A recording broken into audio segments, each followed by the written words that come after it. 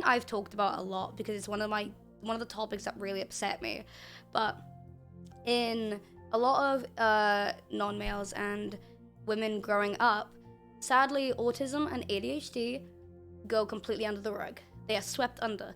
It is less likely for women and non-men to be diagnosed because it's harder to see in and with autism and ADHD. It's one of the main reasons why in the older years women get diagnosed, and it is ludicrous because usually the common thing doctors are like is, you should have been diagnosed years ago, and it's like, I know, but nobody ever saw the signs, and I didn't even know the signs. And it's so fucking ridiculous because it's also so hard to get a diagnosis because you have women who have been like, I'm gonna speak from a woman's standpoint.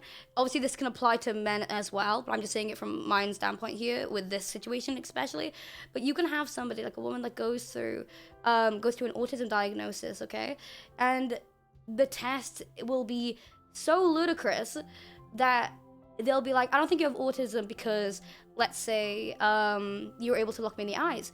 And it's one of the things I never understand is, do you not understand that these people have had to mask for 20 years of their entire life because nobody would get them the diagnosis they deserved and needed? They spent their entire teenage years and adolescence masking their symptoms because they weren't able to talk, they weren't able to get diagnosed because nobody would help them. Like, if there was just someone in the school system or in the education system that was able to look out for teens and young children so that they could help them push them towards this, it would have been so much different for a lot of kids with autism and ADHD. And it's ridiculous. It's something that really upsets me. But being more comfortable, honestly, the best way to be more comfortable, something that I've kind of become more comfortable, is finding people in your inner circle, or even just people in general that share some of the same traits as you.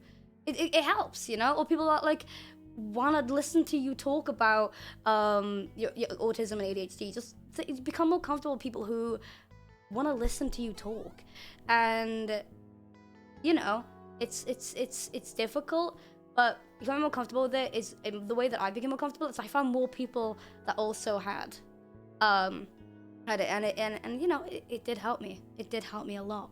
So meeting other people with meeting other people that are neurodivergent, it really did help. It really did help. But yeah, that's my input on that. I mean, I'd say the input that I have is probably just, I think the way that honestly you are, the way that you naturally react to things, you shouldn't have to feel like you have to apologize for it. If it's genuinely not hurting anyone else or yourself, then it's not something that you have to feel like ashamed about or something, or like just because it's like, you know, less than the norm or something like that. Like, how you naturally react to things, how you feel, how you just naturally act, you shouldn't have to worry about like feeling bad about it, because at the end of the day, what are you supposed to do? Right? It's genuinely just how you naturally react to things and how you naturally act. Like, it's like, it would be like if you like really like something, right, but you're the only one that really liked it. You shouldn't have to feel like, oh well, you know, I guess this thing is just, you know, kind of lame, I guess. But you shouldn't have to feel that way, right? The way that you naturally act, the way that you naturally react to things is how you were genuinely made, right? It's how you are wired. You shouldn't have to feel bad about that if it's not hurting you or anyone else, right? Like, you genuinely shouldn't have to feel bad about it, because if you do, then all that's doing is just like making this sort of like normalcy in your mind, which is already a big problem. I don't think there is such thing as a normal person. I think that, like, genuinely no one, like, that just doesn't exist. It's a thing that everyone strives for. Like, the happy normal person doesn't exist in any way.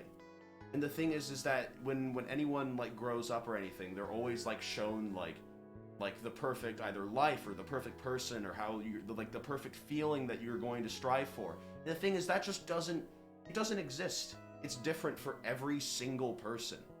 Like, every single person has different things that will make them happy, has different things that like affect the way that they act and everything.